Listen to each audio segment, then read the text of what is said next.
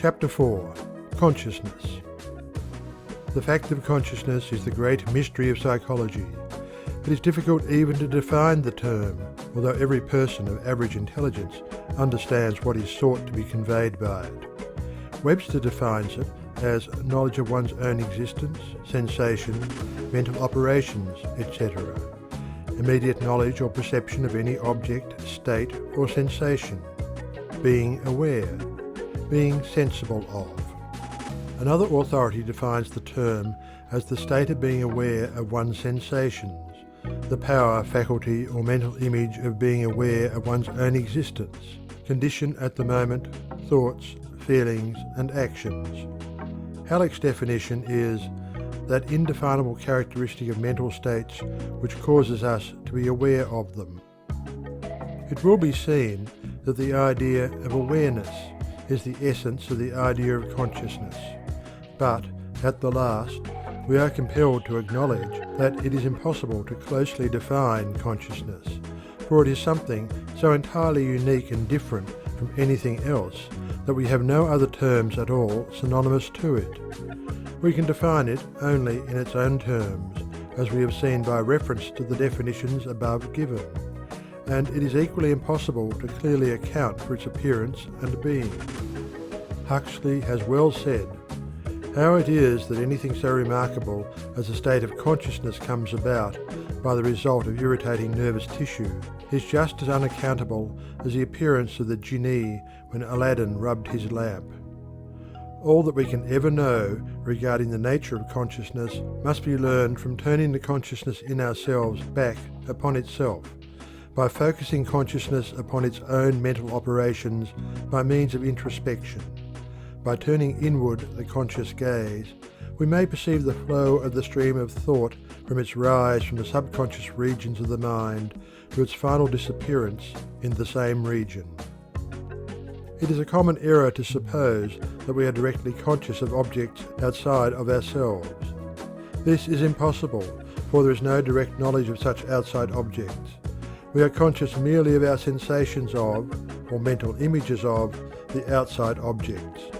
All that is possible for us to be directly conscious of are our own mental experiences or states. We cannot be directly conscious of anything outside of our own minds. We are not directly conscious of the tree which we see. We are directly conscious merely of the sensation of the nerves arising from the impact of the light waves carrying the image of the tree. We are not directly conscious of the tree when we touch it and perceive its character in that way. We are directly conscious merely of the sensation reported by the nerves in the fingertips which have come in contact with the tree.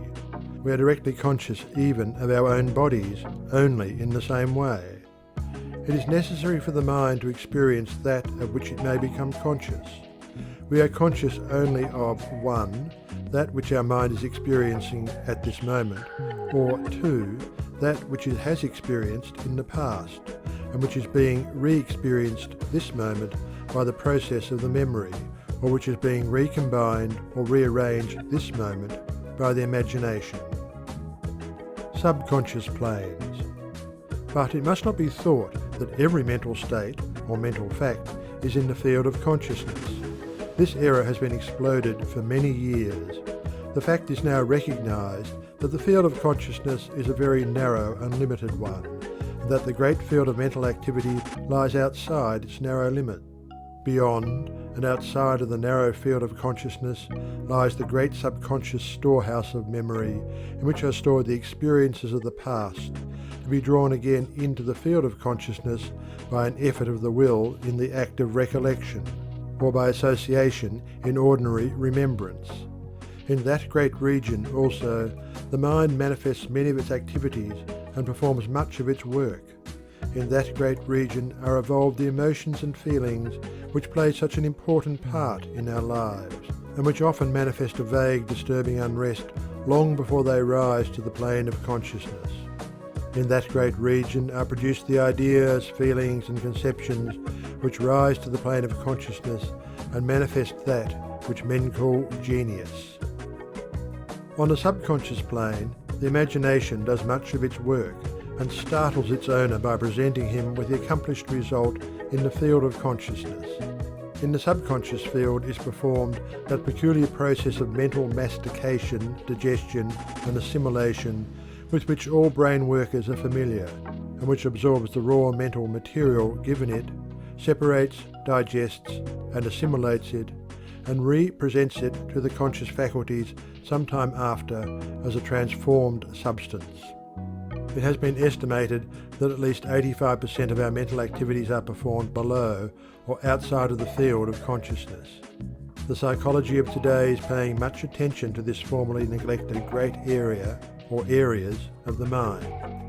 The psychology of tomorrow will pay still greater attention to it. The best of the modern authorities agree that in the great field of subconscious mentation is to be found the explanation of much that is unexplainable otherwise. In fact, it is probable that before long consciousness will be regarded as a mere focusing of attention upon mental states, and the objects of consciousness merely as that portion of the contents of the mind in the field of mental vision created by such focusing. End of Chapter 4. Chapter 5. Attention. Intimately connected with the object of consciousness is that process of the mind which we call attention. Attention is generally defined as the application of the mind to a mental state. It is often referred to as concentrated consciousness, but others have ventured the somewhat daring conjecture that consciousness itself is rather the result of attention, instead of the latter being an incident of consciousness.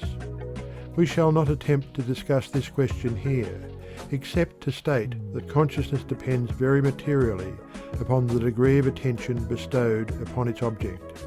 The authorities place great importance upon the intelligent direction of the attention, and hold that without this the higher forms of knowledge are impossible. It is the common belief that we feel, see, hear, taste and smell whenever objects affecting those senses come in contact with the organs of sense governing them. But this is only a partial truth. The real truth is that we become conscious of the report of these senses only when the attention is directed toward the sensation, voluntarily or involuntarily.